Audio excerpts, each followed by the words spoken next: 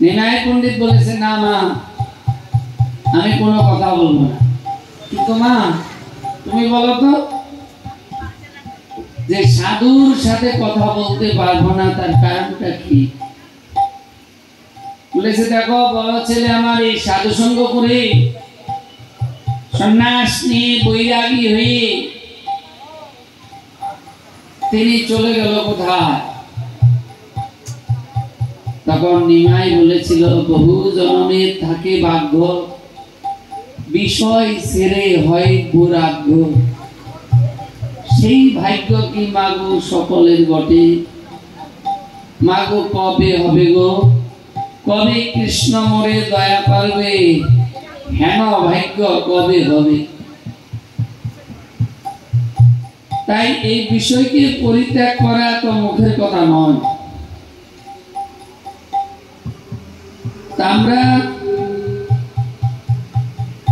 জন্ম জন্মান্তর, এই জন্ম নয়, জন্ম জন্মান্তর পাপের ফলে, অপরাধের ফলে বিষয়ে আকৃষ্ট হয়ে সংসার পাকে ঘুরছি।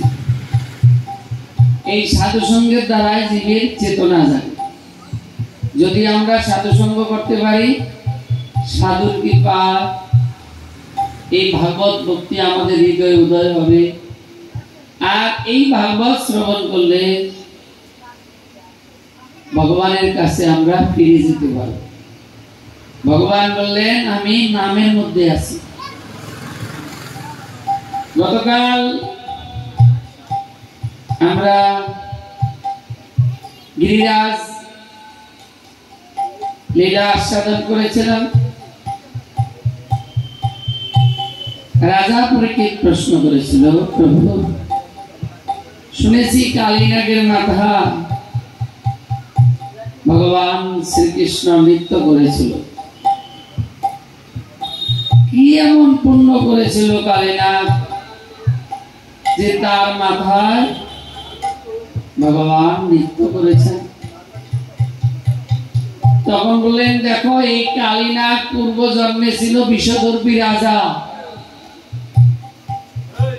তিনি ভগবানের সেবা না করে, ভগবানের পূজা অর্চনা না করে কোনো কিছু গ্রহণ করতেন না।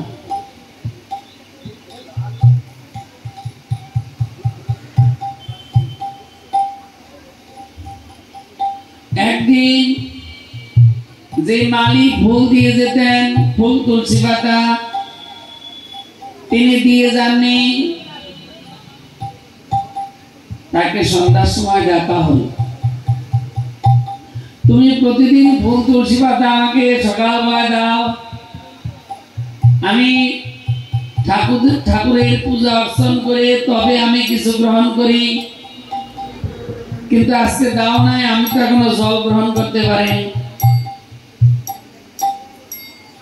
তখন মালি বললেন, শুনুন মহারাজ, আমি যেই স্থান থেকে ফুল আনি, ওই বাগানের সামনে, দরজার সামনে একজন বৈষ্ণব তিনি শুয়ে আছেন, হস্তপদ তার গলে যাচ্ছে। হস্তপদ খায় কিরমিতে। এক দূত এসে কহিল রাজারে, মহারাজ তার মনে হচ্ছে কুষ্ঠব্যাধি হয়েছে, হাত পা গলে যাচ্ছে। রাজা বললেন, তাকে বলা স্থান ছেড়ে দিয়ে অন্য স্থানে গমন করতে।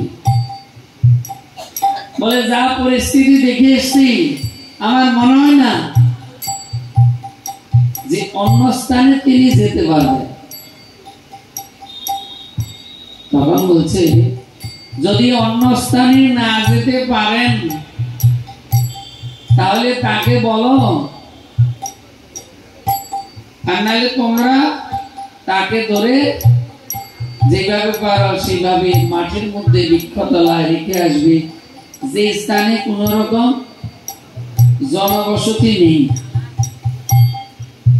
তাই আজকে রাজার দূতগণ গেল সেইখানে, গিয়ে বৈষ্ণবের কাছে প্রার্থনা করলেন,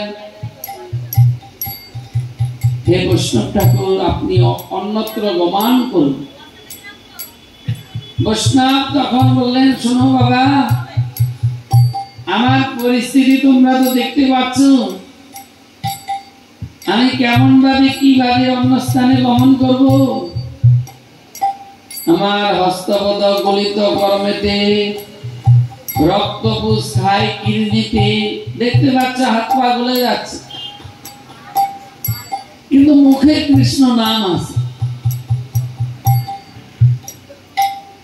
এই জগতে যারা সাধু, তাদের কোনো লক্ষ্য নাই। কলিহত জীবীর ঘর বাড়ি, টাকা পয়সা, নারী বাড়ি গাড়ি সব আছে,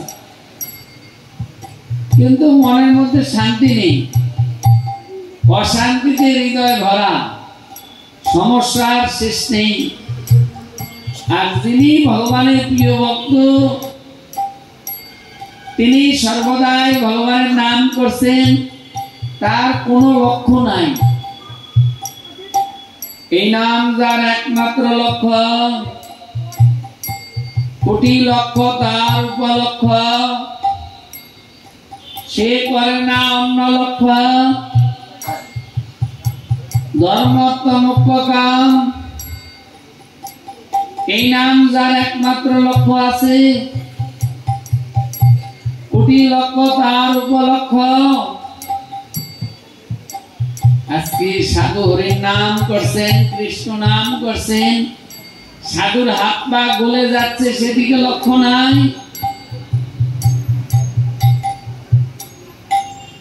আমরা যদি মাগো এই জপের মালার অভ্যাস করতে পারি,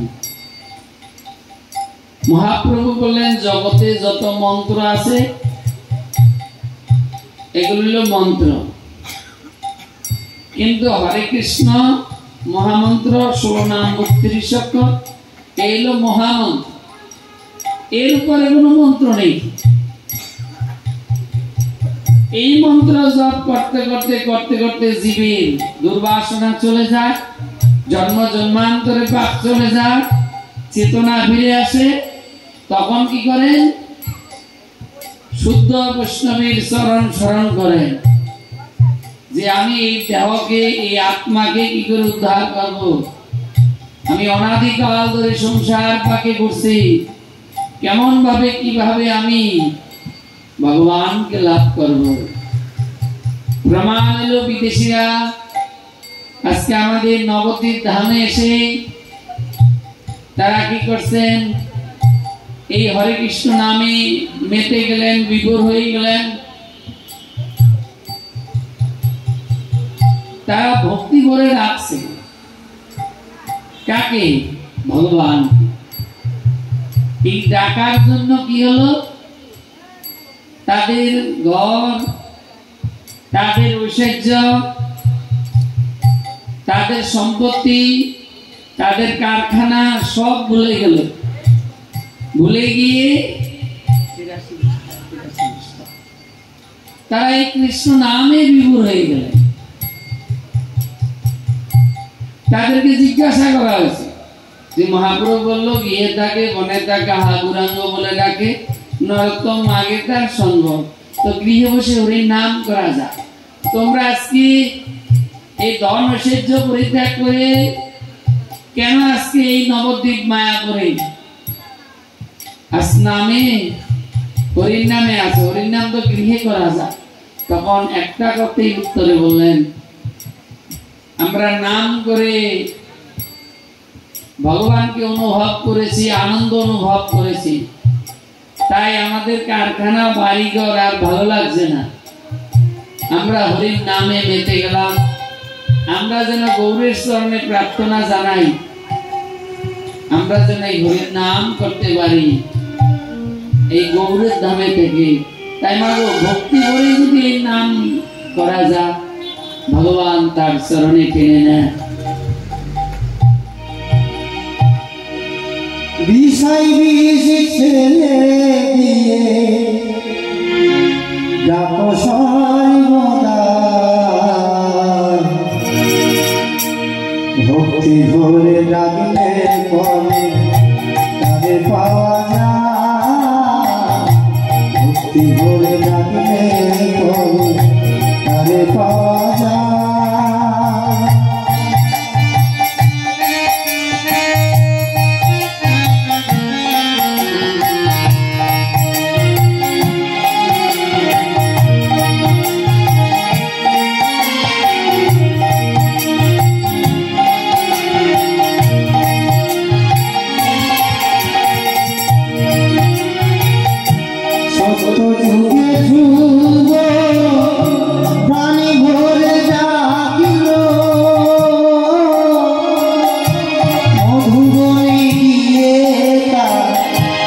দর্শন পেল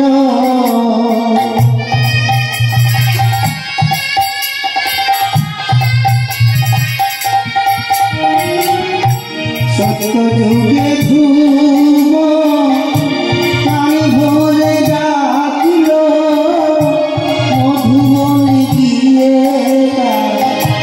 দর্শন পেল ভক্তাধীন ভগবান সেই দিন দিল তার প্রমাণ। আজকে বিদেশিরা সবকিছু ছেড়ে দিয়ে এই নবদ্বীপে এলো, আর ধ্রুব রাজ্য ছেড়ে বনে গেল। তাই মাগো, যখন এই চেতনা জাগবে নাম করতে করতে, তখন এই বিষয় ছাই মনে হবে, এই ঘর বাড়ি সম্পত্তি সব ছাই মনে হবে।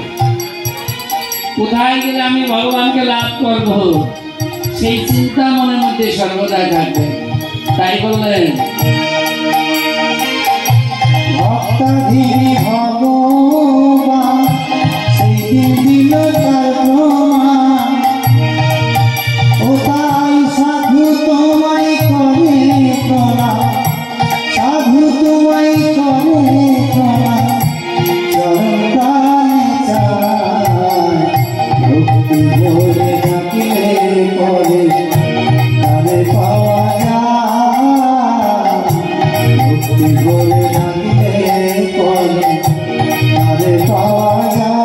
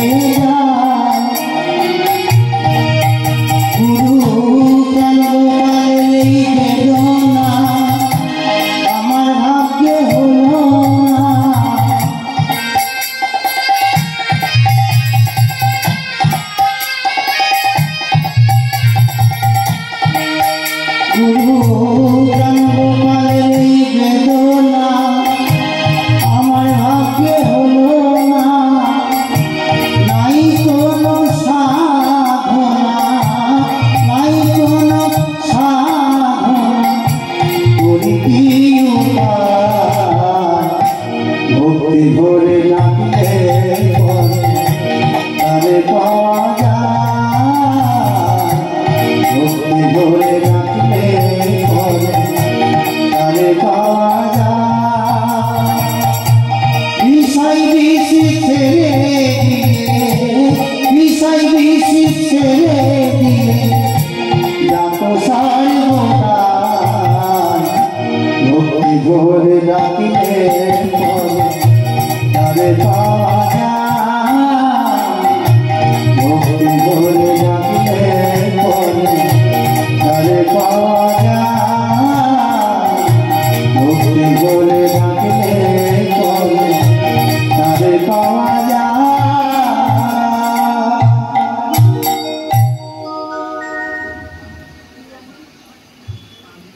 রাধে রাধে।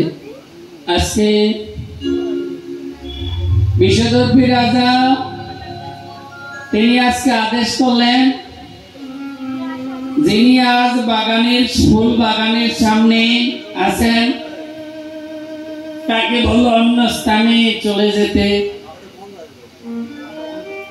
রাজার দূত বললেন, মহারাজ তার যে অবস্থা আমরা দেখেছি অন্য স্থানে যাওয়ার মতো পরিস্থিতি নেই। বলে তাহলে তাকে যেভাবে পারো ধরে বৃক্ষতলা মাঠের মধ্যে রেখে আসো। সেই কথা মতো আজকে দূত গিয়ে বৈষ্ণব ঠাকুরকে বললেন, হে বৈষ্ণব ঠাকুর, আপনি দয়া করে এই স্থান পরিত্যাগ করুন। বললেন, দেখো বাবা, আমার যা পরিস্থিতি দেখছো না, এই পরিস্থিতিতে অন্য স্থানে প্রবেশ করার মতো নয়। তাই তোমাদের কাছে প্রার্থনা, যদি তোমরা পারো আমার জন্য যেন কারো অসুবিধা না হয়, আমাকে অন্য স্থানে রেখে আসো। সবাই কি করলেন, ধরে মাঠের মধ্যে রেখে আসলেন। এবার মাঠের মধ্যে যখন রেখে আসছে, রেখে আসার পর যেই দিন হতে রাজারে রাখি আসিল বাইরে, সেই দিন হতে শুলবেদি হলো রাজার শরীরে। যেদিন হতে এই রাজাকে, যেদিন হতে বৈষ্ণবকে মাঠের মধ্যে বৃক্ষতলায় রেখে এসেছেন, সেই দিন হতে রাজার শুলব্যাধি হলো কুষ্ঠব্যাধি। অনেক ওষুধ রাজা তিনি গ্রহণ করলেন, কিন্তু কোন ওষুধে রাজার এই ব্যাধি ঠিক হচ্ছে না। রাজা চিন্তায় পড়ে গেলেন। একজন বৈদ্য এসে বললেন, মহারাজ, আপনার এই ব্যাধিটা কিন্তু সেরে যাবে, আপনি ভালো হবেন যদি কোন বৈষ্ণবী, যদি কোন রাজহংসী রক্ত মাংস এনে দিতে পারেন, সেই রক্ত মাংস নিয়ে ওষুধ তৈরি হবে, আর সেই ওষুধ আমি তৈরি করে দেবো। সেই রক্ত মাংস আমাকে এনে দিবেন, আমি ওষুধ তৈরি করে দেব। ওষুধ আপনি সেবা করবেন, আপনার এই ব্যাধি আর থাকবে না। তো সেই রাজহংস আছে কোথায়? বলেন, রাজহংস আছে ব্রহ্ম সরোবরে। চলে যাও সেই স্থানে, রাজহংস ব্রহ্ম সরোবর আছে, সেই স্থানে চলে যাও। শুনে রাজা দূতগণ সেই ব্রহ্ম সরোবরে চলে গেলেন।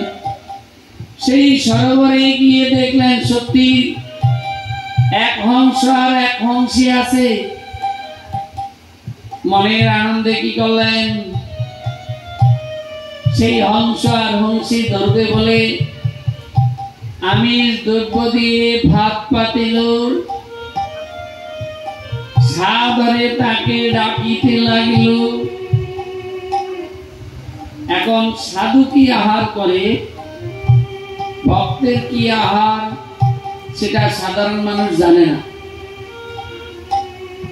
ভক্ত ভগবানের নিবেদিত, ভগবানের নিবেদন ছাড়া অন্য প্রসাদ কোনো কিছু গ্রহণ করে না, কোনো কিছু খায় না। যেটা তিনি গ্রহণ করবেন আগে ভগবানকে নিবেদন করবেন, পরে তাহা গ্রহণ করবেন। তাই আজকে রাজার দূত না জেনে না বুঝে আমিষ দ্রব্য দিয়ে ভাত পাতিল।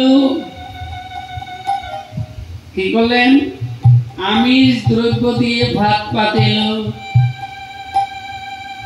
এই রূপে দিনচারি ওই সরোবরের নিকট রইল, কিন্তু রাজহংস আর হংসে আসছে না।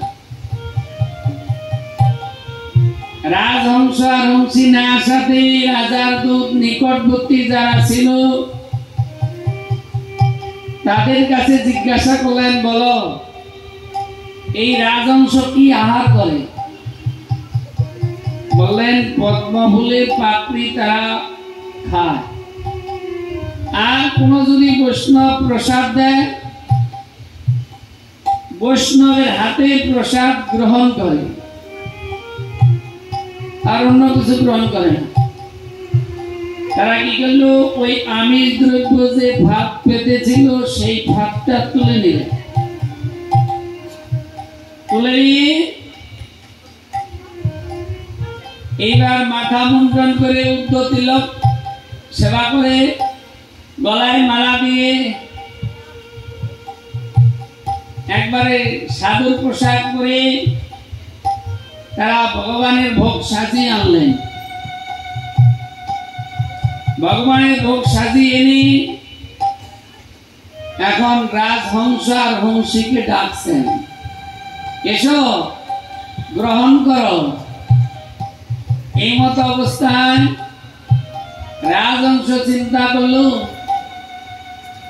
আদর করে আমাকে ডাকছে, তাহলে আমার উচিত যাওয়া। বৈষ্ণব ডাকছে। এখন এই মতো অবস্থায় রাজহংস তিনি চিন্তা করছেন যে বৈষ্ণব আমাকে প্রসাদ নিয়ে ডাকছেন, অতএব আমার এখন যাওয়া উচিত। রাজহংস আশা থেকে হংসী বলছে, এই হংস কোথায় যাচ্ছ? বলো এই যে বৈষ্ণব ডাকছে। বলে, শোনো, দিন দুই চারি ছিল ভাত পাতিয়ে, শেষেতে আসিল বৈষ্ণব সাজিয়ে, সগনেতে ডাকিতেছে করিতে আহার, খেতে দেওয়া নহে কিন্তু করিবে সংহার। এই যে ডাকছে না, কেন? খাবারের জন্য। না না, এটা কিন্তু ঠিক নয়। যখনই তুমি যাবে তখনই কিন্তু তোমাকে মেরে ফেলবে। এরা এর আগে যে ৩-৪ দিন ছিল আমিষ দ্রব্য দিয়ে ভাত পেতে, আমরা যাই নাই বলে বৈষ্ণব সাজিয়ে এখন ভগবানের প্রসাদ নিয়ে এসছে, এটা সম্পূর্ণ ছলনা। তাই দিন দুই চারি ছিল ভাত পাতিয়ে, শেষেতে আসিল বৈষ্ণব সাজি, সগনেতে ডাকিতেছে করিতে আহার, খেতে দেওয়া নহে কিন্তু করিবে সংহার। আজকে হংসী হংসকে বললো যে না, হংস চিন্তা করলো এটা তো ঠিক না।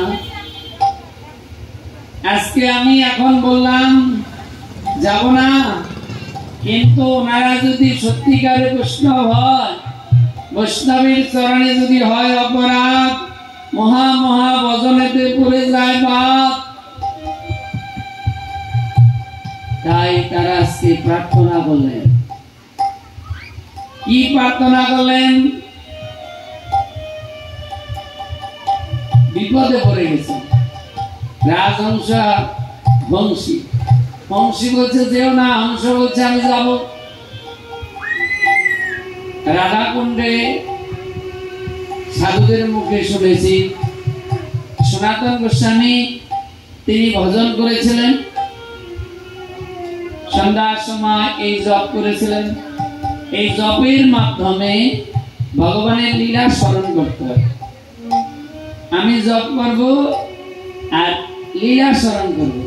সকালবেলায় জপ করলে মা যশোমতী তিনি গোপালকে সাজিয়ে দিচ্ছেন, গোপাল গোচারণে যাবে। ভগবানের লীলা এই স্মরণ করলে কি হয়? মন ভগবানের নামে প্রেমে আকৃষ্ট।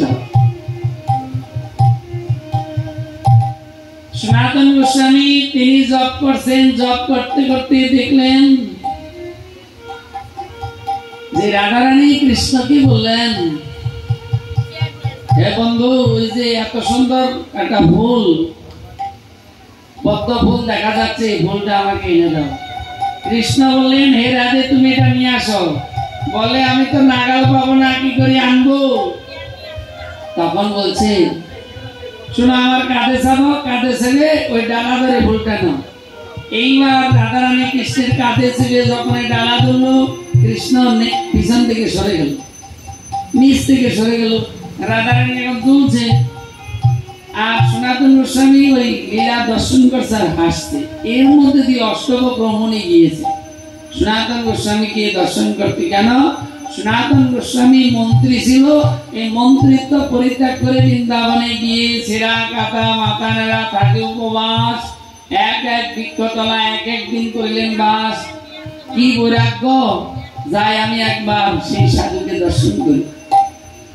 অষ্টবক রমণী যখন আসছে আর সনাতন গোস্বামী ওই রাধা কৃষ্ণের নিত্য লীলা দেখে হাসছিলেন।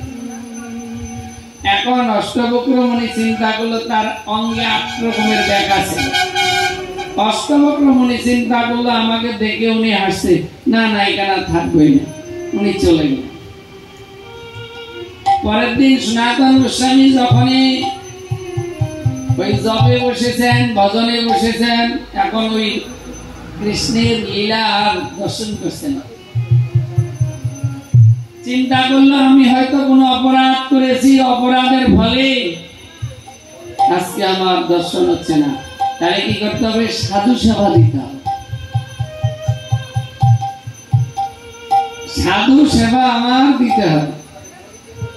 তাই সনাতন গোস্বামী বৈষ্ণব সেবা দিয়েছিলেন, সকল বৈষ্ণবকে নিমন্ত্রণ করেছিলেন। তার মধ্যে সে অষ্টবক্র মুনিকেও বলেছেন। সবাই এসেছে কিন্তু অষ্টবক্র মুনি আসেন। অষ্টবক্র মুনির কাছে গিয়ে প্রার্থনা করলেন, হে মুনিগণ, আপনাকে নিমন্ত্রণ করলাম, আপনি তো যান নাই, আমার দুর্ভাগ্য। বললেন তোমার বাড়িতে 2-4 দিন আগে গিয়েছিলাম, এই তুমি তখন আমাকে দেখে হাসছিলে। কখন? বলে সন্ধ্যার সময় গিয়েছিলাম। তখন এই সনাতন গোস্বামী বললেন, অপরাধ ক্ষমা করবেন, সেই সময় ভজনে আমি কিছু দর্শন করে আমি হাসছিলাম, আপনি হয়তো সেই সময় গিয়েছেন, আপনি আমাকে ক্ষমা করবেন, ভুল বুঝাবেন। তাই আজকে বৈষ্ণবের চরণে যদি হয় অপরাধ, মহা মহা ভজনেতে পড়ে যায় বাদ, রাজহংস বলে হংসী তোর কথা মতো যদি আমি না যাই, তাহলে কি আমি কিন্তু একটা সমস্যায় পড়ে যাব। কারণ যদি বৈষ্ণব হয়, বংশীর কথা শুনলেন না, রাজহংস ছুটে এলেন কার কাছে? ওই যে সেই বৈষ্ণবের কাছে, যেই বৈষ্ণব একবার ভোগ সাজাই ডাকছিল, আয় আয় আয় আয় টিটি আয় আয়। এখন যখনই ওই প্রসাদ গ্রহণ করতে গেছে, অমনি বাম হাত দিয়ে ধরেছে, বাম হাত দিয়ে ধরে তো করে নিয়ে আসলো, নিয়ে এসে এখন তাকে মারবার জন্য উদ্যত হল। রাজহংস নিবেদন করলেন, আপনি বৈষ্ণবীর বেশ ধারণ করেছেন, আপনার উদ্যতিলক, গলায় মালা, আপনি আমাকে প্রসাদ নিতে ডাকলেন, আর আপনি এখন গলা টিপে ধরছেন কেন? বলো দেখো আমাদের রাজার কুষ্ঠ ব্যাধি হলো। রাজা অনেক ওষুধ গ্রহণ করছে কিন্তু তার ব্যাধি সারছে না। তো বললো রাজবংশের রক্ত মাংস নিয়ে দিলে বৈদ্য ওষুধ তৈরি করবে, সেই ঔষধ সেবা করে রাজার এই শূল ব্যাধি ভালো হয়ে যায়।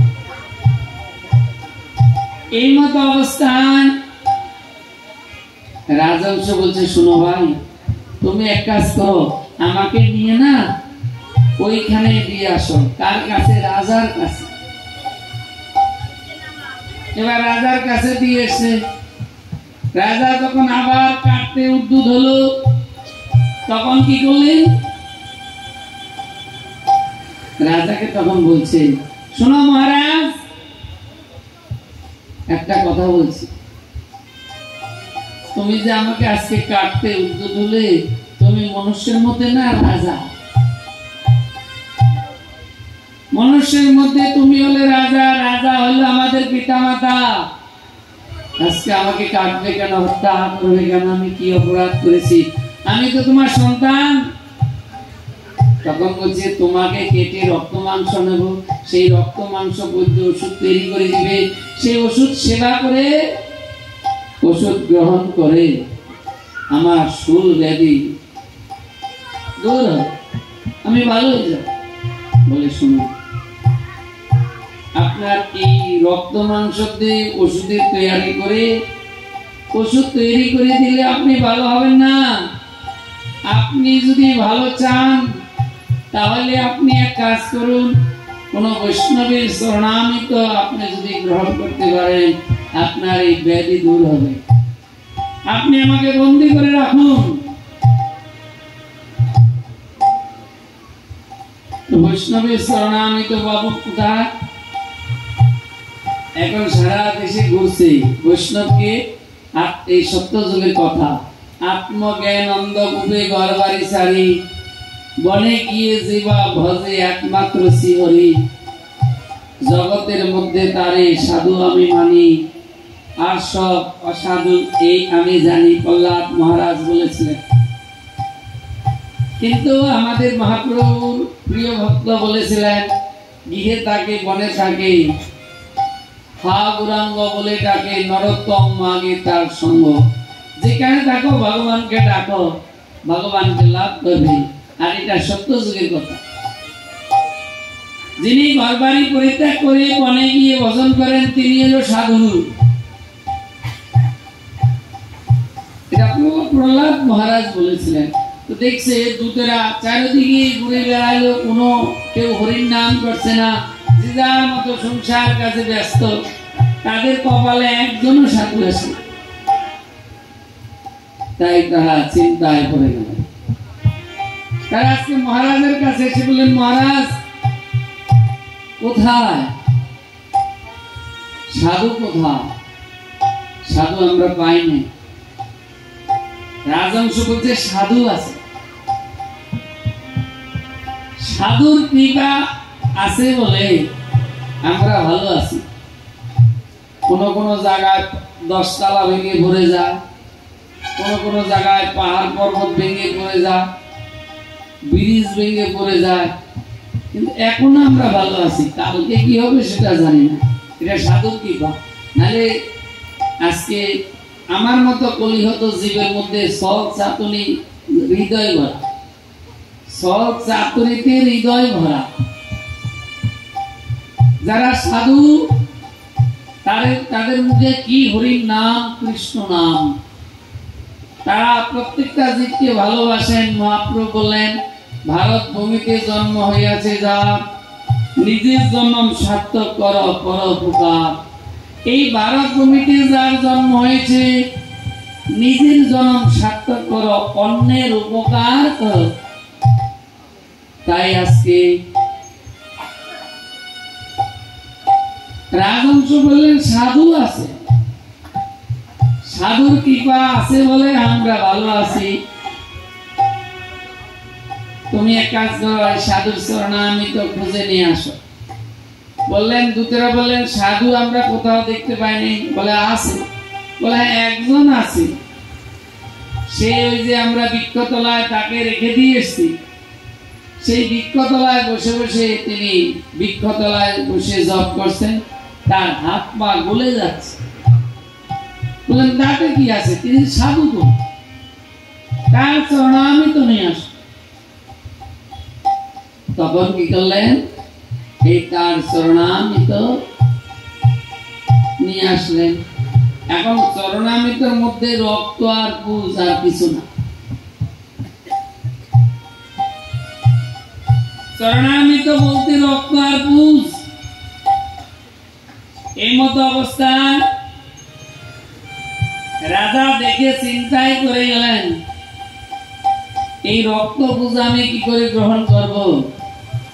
এখন যদি না করে রাজবংশ যদি অভিশাপ দেয়, তাই এই বৈষ্ণবের চরণামৃত নিয়ে রাজাকে বললেন, মহারাজ আমি যেদিন রানীমাকে নিয়ে এসেছি সেদিন থেকে আমি এই চরণামৃত না, সেদিন থেকে যা কিছু পাই সবকিছু আমি রানীমা আর আমি একসাথে গ্রহণ করি। আজকে আমি একা গ্রহণ করব না, আমি অন্দর মহলে গিয়ে রানীমার সাথে আমি এই চরণামৃত গ্রহণ করব।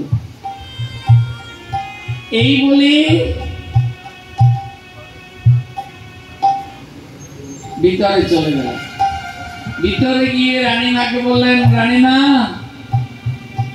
আমাকে রাজবংশ আজকে আদেশ করলেন বৈষ্ণবের চরণামৃত নিলে আমি ভালো হব, দেখো এই চরণামৃত কি অবস্থা, কি করে আমি গ্রহণ করব? তখন বলছে, শোনো সাবধান, এই সংসারে মানুষ নিজ নিজ কর্মফলে ভোগে। কোথায় কি পাপ করে এসছো তা তো জানি না, কার চরণে অপরাধ করেছো তা জানি না, অতএব তুমি এর মধ্যে আমাকে টানবে না, আমি কিছু জানি না। রানীমা চলে গেলেন। এই মতো অবস্থায় মহারাজ কি করলেন, ওই বৈষ্ণবের চরণামৃত মস্তকে দিলেন। যেই বৈষ্ণবের চরণামৃত মস্তকে নিলেন, অমনি ব্যাধি তার ভালো হয়ে গেল। রাজবংশ তখন দেখে বললেন, মহারাজ আপনি কি করেছেন? আপনি বৈষ্ণবের চরণামৃত ঘৃণা করেছেন, তাই আমি আপনাকে অভিশাপ দিলাম, আপনি সর্প হয়ে জন্মগ্রহণ করবেন। রাজা রাজবংশের চরণে পড়ে গেল, হে ঠাকুর আমাকে তুমি কৃপা করো, আমি ভুল করেছি, আমি ভুল করেছি, তুমি আমাকে কৃপা করো।